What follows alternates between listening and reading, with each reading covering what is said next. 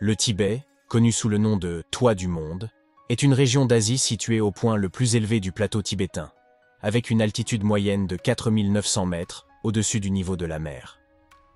Entouré par l'impressionnante chaîne de montagnes de l'Himalaya, le Tibet n'est pas seulement la région la plus haute de la planète, mais aussi l'un des endroits les plus mystérieux et spirituels. Cette combinaison unique de géographie et de culture riche a fait du Tibet une destination fascinante pour les explorateurs, les pèlerins et les aventuriers du monde entier. La capitale du Tibet, Lhasa, se trouve à 3650 mètres au-dessus du niveau de la mer, ce qui en fait la capitale la plus haute du monde. Lhasa, dont le nom signifie « lieu des dieux », est le centre spirituel du bouddhisme tibétain et abrite certains des monuments religieux les plus vénérés au monde. Parmi eux, l'imposant palais du Potala, ancienne résidence des Dalaï Lama, qui s'élève au sommet d'une colline au cœur de la ville, dominant le paysage par son architecture impressionnante. Ce palais, ainsi que le Norbulinka, le palais d'été des Dalaï Lama et d'autres temples et monastères, ont été reconnus comme patrimoine mondial de l'UNESCO, soulignant leur importance culturelle et spirituelle. La géographie du Tibet n'est pas seulement impressionnante par son altitude, mais aussi par la diversité de son paysage. Des vastes plateaux et montagnes enneigées aux puissantes rivières et lacs sacrés, le Tibet est un véritable mosaïque d'écosystèmes uniques. Les glaciers de cette région sont la source de certaines des plus importantes rivières d'Asie, comme le Yangtze, le Mékong et le Brahmapoutre. Ces fleuves ne soutiennent pas seulement la vie dans la région, mais nourrissent également des millions de personnes à travers le continent.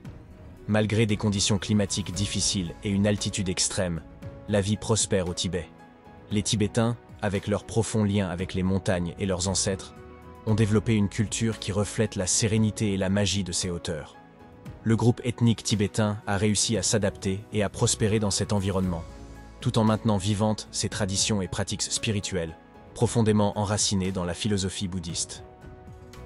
Ce lien spirituel avec la terre et l'environnement naturel est visible dans tous les aspects de la vie tibétaine. Des monastères perchés sur les falaises, aux drapeaux de prière colorés flottant au gré du vent des montagnes. Le Tibet est un lieu qui inspire l'admiration et le respect. Sa géographie extrême, combinée à son riche patrimoine culturel, offre une expérience de voyage unique qu'on ne peut trouver nulle part ailleurs dans le monde. Pour ceux qui cherchent à explorer l'inconnu et à s'immerger dans une culture profondément spirituelle, le Tibet est une destination qui promet d'émerveiller et de transformer ceux qui s'aventurent dans ces hauteurs. La majesté du Tibet réside non seulement dans son paysage, mais aussi dans l'esprit indomptable de son peuple, qui a persévéré à travers les siècles, maintenant vivant une culture qui continue de captiver le monde entier. Le Tibet, une terre empreinte de mysticisme et de spiritualité, est le cœur du bouddhisme tibétain, l'une des traditions religieuses les plus anciennes et les plus respectées au monde. Cette région, située en hauteur sur le plateau tibétain, est non seulement célèbre pour sa géographie imposante, mais aussi pour sa profonde connexion au sacré. La spiritualité tibétaine s'entrelace avec tous les aspects de la vie au Tibet, de l'architecture de ses monastères aux pratiques quotidiennes de ses habitants. Le bouddhisme tibétain, arrivé dans la région au XIIe siècle, est devenu une part intégrante de l'identité culturelle tibétaine. Ce type de bouddhisme est connu pour ses rituels élaborés, son iconographie riche et sa croyance en la réincarnation, notamment celle des lamas, les maîtres spirituels. Le Dalaï Lama, le chef spirituel et politique du Tibet, est sans doute la figure la plus reconnue de cette tradition. Considéré comme une incarnation du bodhisattva Avalokiteshvara, le Dalaï Lama est vénéré non seulement au Tibet, mais dans le monde entier pour sa sagesse, sa compassion et son plaidoyer pour la paix. Les monastères tibétains, qui se dressent majestueusement sur des sommets montagneux et le long des vallées, sont des centres de méditation, d'apprentissage et de pratiques religieuses. Ces lieux, comme le célèbre monastère de Jokang à Lhasa, sont des sanctuaires de profonde contemplation où moines et dévots se rassemblent pour chanter des mantras, brûler de l'encens et faire tourner des moulins à prière, une pratique censée générer du mérite et purifier le karma. L'architecture de ces monastères, souvent ornée de fresques complexes et de statues dorées de divinités bouddhistes, reflète le riche héritage spirituel du Tibet. Les drapeaux de prière colorés, flottant dans le vent dans presque chaque coin du Tibet, sont un autre symbole de la dévotion tibétaine. Ces drapeaux, imprimés de prières et de mantras, sont censés disperser des bénédictions et porter chance à tous les êtres vivants lorsque le vent les effleure. Les Tibétains croient que le vent transporte les prières vers le ciel, où elles se répandent à travers le monde, bénéficiant à tous ceux qui se trouvent sur leur passage. Le Tibet est également célèbre pour ses festivals religieux vibrants, tels que le Monlam ou le Nouvel An tibétain, Losar. Lors de ces festivals, les rues et les monastères se remplissent de musique, de danse et de processions colorées, où les Tibétains expriment leur foi et leur gratitude pour les bénédictions reçues. Au cœur de la spiritualité tibétaine se trouve la croyance en Shangri-La, un concept selon lequel chaque être humain possède une étincelle divine intérieure. Cet idéal se manifeste dans la quête constante de l'illumination et de la connexion avec le divin à travers la méditation et les rituels sacrés. Le Tibet est bien plus qu'un simple lieu sur la carte. C'est un royaume spirituel où la culture et la foi s'entrelacent dans une tapisserie vibrante qui continue de captiver et de fasciner les visiteurs. Explorer le Tibet, c'est entreprendre un voyage intérieur où chaque temple, chaque mantra et chaque drapeau de prière vous rapproche un peu plus de l'essence du sacré. Le mariage fraternel au Tibet, une pratique culturelle profondément enracinée dans l'histoire de la région, est l'un des aspects les plus fascinants et les moins connus de la société tibétaine. Ce type de mariage, qui peut sembler inhabituel d'un point de vue occidental, trouve ses racines dans la nécessité de s'adapter aux conditions sociales et économiques uniques du Tibet. Dans le contexte tibétain, le mariage fraternel fait généralement référence à une forme de polyandrie, où une femme épouse deux ou plusieurs frères d'une même famille. Cette pratique, qui existe depuis des siècles, a des implications pratiques, culturelles et spirituelles. La principale raison de ce type de mariage est d'ordre économique.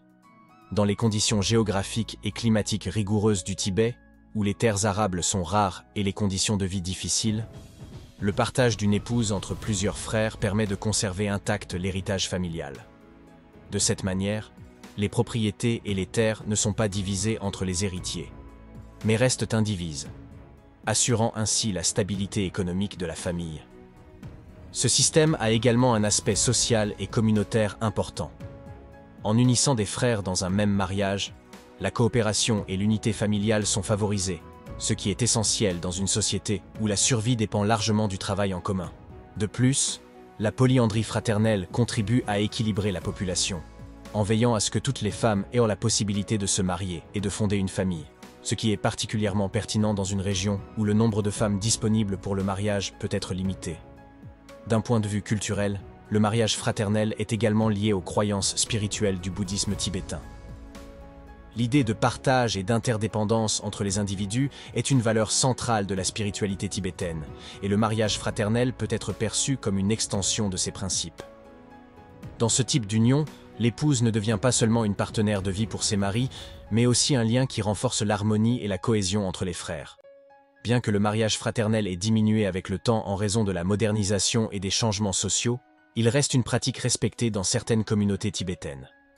Pour de nombreux Tibétains, il représente une manière de préserver leur culture et de s'adapter aux exigences de leur environnement unique. En résumé, le mariage fraternel au Tibet est un exemple de la façon dont les coutumes et traditions peuvent émerger comme des réponses pratiques aux conditions de vie difficiles, tout en reflétant les valeurs culturelles et spirituelles d'une société. Cette pratique témoigne de la richesse et de la diversité de la vie au Tibet, un endroit où les traditions anciennes ont encore une place dans le monde moderne. Le Tibet est une terre pleine de mysticisme et de légendes qui ont captivé les explorateurs et les chercheurs de vérité pendant des siècles. Ce coin reculé et montagneux d'Asie est célèbre non seulement pour sa spiritualité, mais aussi pour les mystères qui entourent ses paysages et ses traditions. L'un des mystères les plus intrigants du Tibet est la légende du monstre du lac Namtso. Ce lac sacré, situé à plus de 4700 mètres d'altitude, est le théâtre de récits qui parlent d'une créature géante qui habite ses eaux. Semblable au célèbre monstre du Loch Ness en Écosse, le monstre du lac Namtso a fait l'objet de nombreuses apparitions par les habitants locaux, qui décrivent la créature comme une bête écailleuse, aux yeux brillants dans l'obscurité.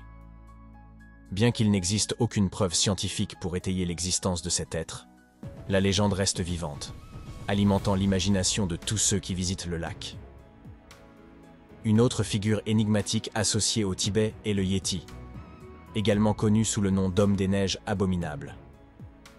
Les récits sur cette créature, qui habiterait les montagnes les plus inaccessibles de l'Himalaya, se transmettent de génération en génération. Les Tibétains décrivent le Yéti comme un être grand et velu, qui se déplace rapidement sur les sommets enneigés.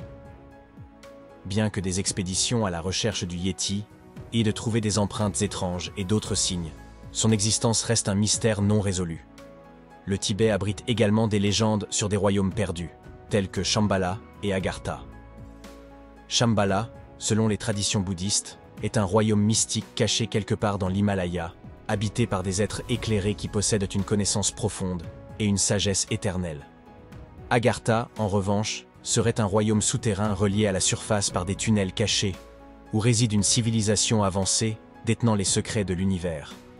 Ces légendes et mystères du Tibet ajoutent non seulement une aura d'intrigue à la région, mais invitent également à la réflexion sur les frontières entre le réel et l'imaginaire. Le Tibet, avec sa géographie difficile et sa riche tradition spirituelle, reste un lieu où la magie et la réalité s'entrelacent de manière fascinante, attirant tous ceux qui cherchent des réponses aux énigmes les plus profondes de l'humanité. Le Tibet, situé au point le plus élevé de l'Himalaya, revêt une importance stratégique et économique considérable en Asie. Sa position géographique, qui en fait une enclave naturelle entre la Chine, l'Inde, le Népal et le Bhoutan, a fait du Tibet un point d'intérêt géopolitique clé dans la région. Tout au long de l'histoire, le contrôle du Tibet a été crucial pour les pays voisins en raison de sa fonction de barrière naturelle et de corridor stratégique en Asie du Sud. Outre son importance géopolitique, le Tibet est connu sous le nom de château d'eau de l'Asie, en raison de ses vastes ressources en eau. Les glaciers du Tibet sont la source de plusieurs des plus grands et des plus importants fleuves d'Asie, dont le Yangtze, le Mékong et le Brahmapoutre, qui soutiennent des millions de personnes à travers le continent. Ce rôle de fournisseur d'eau douce en fait une ressource vitale pour les nations en aval, augmentant ainsi sa pertinence stratégique. En termes de ressources naturelles, le Tibet abrite une grande diversité de minéraux, dont des gisements de fer, de cuivre, d'or et de zinc, ainsi que d'importantes réserves de pétrole et de gaz. Ces richesses ont attiré l'intérêt économique de la Chine et d'autres acteurs internationaux, faisant du Tibet un centre de développement et d'exploitation des ressources. La combinaison de sa position stratégique et de ses ressources naturelles abondantes garantit que le Tibet continuera d'être une région d'importance cruciale dans les dynamiques géopolitiques et économiques de l'Asie à l'avenir. Le mal des montagnes, souvent ressenti par les visiteurs du Tibet, est une condition causée par l'incapacité du corps à s'adapter au niveau réduit d'oxygène en haute altitude. Les symptômes tels que les maux de tête, les nausées et la fatigue peuvent sérieusement affecter l'expérience de voyage. Pour minimiser ces effets, il est essentiel de s'acclimater progressivement, permettant ainsi au corps de s'adapter lentement à l'altitude. Rester bien hydraté, éviter les efforts physiques excessifs et, si possible, monter lentement sont des mesures clés pour prévenir ce malaise. Avec une bonne préparation, le Tibet peut être apprécié sans grande complication. Pour visiter le Tibet, il est obligatoire d'obtenir un permis d'entrée en plus du visa chinois standard. Ce permis doit être organisé par une agence de voyage autorisée, car les voyages indépendants au Tibet sont interdits en raison de la situation politique et des restrictions imposées par la Chine. De plus, le permis n'est pas délivré en mars, période où la région est généralement fermée aux touristes. Une planification à l'avance est essentielle pour répondre aux exigences et aux délais nécessaires. Voyager au Tibet est une aventure épique, et s'y rendre fait partie du plaisir. Vous pouvez prendre un vol vers l'aéroport de Lassagongar, où l'atterrissage est aussi palpitant qu'un tour de montagne russe. Si vous préférez garder les pieds sur terre, il y a des trains à grande vitesse qui vous emmèneront à travers les montagnes, offrant des vues spectaculaires. Et peut-être quelques secousses inattendues. La construction de l'aéroport de Lassagongar a été un défi monumental, littéralement. Situé dans l'une des régions les plus hautes et les plus reculées du monde, les ingénieurs ont dû faire face à des itinéraires de vol dangereux et à un terrain montagneux impitoyable. Les basses températures et le manque d'oxygène ont compliqué davantage la construction, provoquant de nombreux retards et accidents. Surmonter la zone interdite de vol a été un exploit impressionnant, permettant enfin des liaisons aériennes sûres avec le Tibet, un véritable triomphe d'ingénierie. Aujourd'hui, l'aéroport de Lassagongar fonctionne avec la sérénité d'un moine tibétain. Atterrir ici, c'est comme une salutation amicale entre les Himalayas et les avions, où chaque décollage est un « à plus tard », adressé aux montagnes. Bien que ce ne soit pas JFK, il a son propre charme. Des vols en provenance de Pékin, Shanghai, et oui, même Katmandou, c'est un club exclusif dans les nuages. Alors, détendez-vous, profitez du voyage, et souvenez-vous qu'ici, même l'air a une touche spirituelle. Le Tibet est un trésor du patrimoine culturel et spirituel, abritant certains des temples et monastères les plus vénérés au monde. Le temple de Jokang, le cœur spirituel du Tibet, attire des pèlerins venus de tous horizons qui parcourent de grandes distances pour rendre hommage. Les temples tibétains sont bien plus que des structures. Ils sont des centres vivants de prière, de méditation et d'enseignement bouddhiste. Nichés sur les sommets des montagnes ou cachés dans des vallées tranquilles, ces sanctuaires offrent un refuge pour la réflexion et la quête spirituelle. Les drapeaux de prière colorés et les moulins à prière qui tournent dans le vent sont des symboles omniprésents qui reflètent le lien profond du peuple tibétain avec sa foi et ses traditions ancestrales. Si vous avez aimé la vidéo, abonnez-vous à la chaîne, laissez votre like et votre commentaire. On se retrouve dans la prochaine vidéo.